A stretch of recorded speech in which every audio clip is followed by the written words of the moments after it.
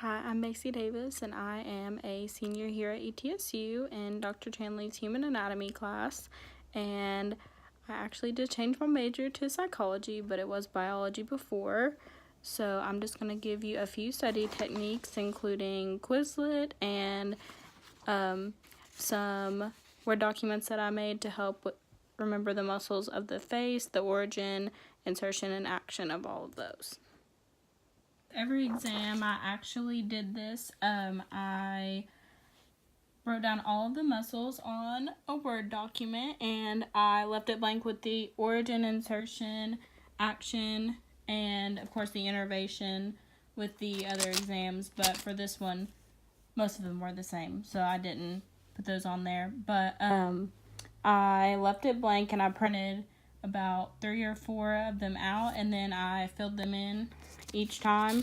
So after that, then I went on my iPad, and I also found a Quizlet that someone had made, and it actually was the same as Dr. Chandley's. And with the Quizlet, you can actually do flashcards first, and it gives the origin, insertion, and action, and the person that made it actually circled the muscle on there as well. And with the Quizlet, you can also do writing, which means like it will ask you the muscle name. So with this, if you don't get it right the first time, it will go back and make you do it again. And then you can also do matching on here. And you can also take a test, and this was like my favorite one because it had the origin, insertion, and action, and the muscles like on here circled, and you could type in the name of the muscle.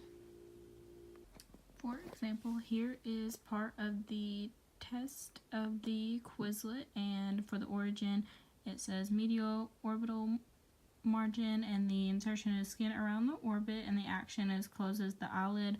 On the specific Quizlet, it didn't have the palpebral part and the orbital part, so for this one you would just put orbicularis,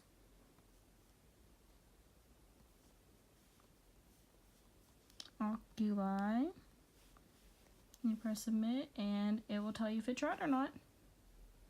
And here is another Quizlet that I found, and it says all of the facial muscles, and it also includes the innervation, so this one is really good too because it will tell you the innervation of the muscles of each one, and the action, insertion, and the origin.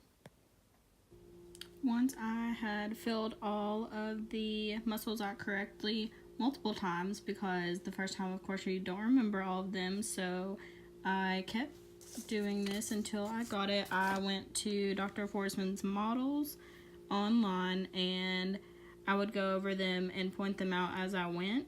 So like with the orbicularis oculi muscle, I would go and point at it on my iPad. I have an app called Notability, so I can actually mark out the muscle on here, and it will go away, and then I can go ahead and go back and name that muscle again.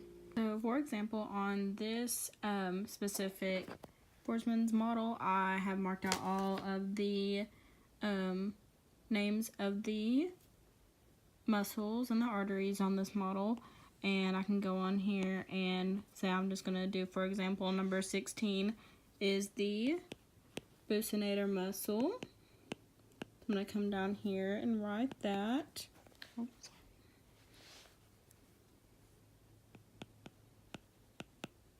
And always remember to put the M for muscle, everyone. And the origin is the posterior maxilla and the mandible. And the insertion is the orbicularis, oris, and lips. And then the action of that muscle is to compress the cheeks. I hope that helped you all a little bit with some study techniques for Dr. Chandley's class, and good luck with human anatomy.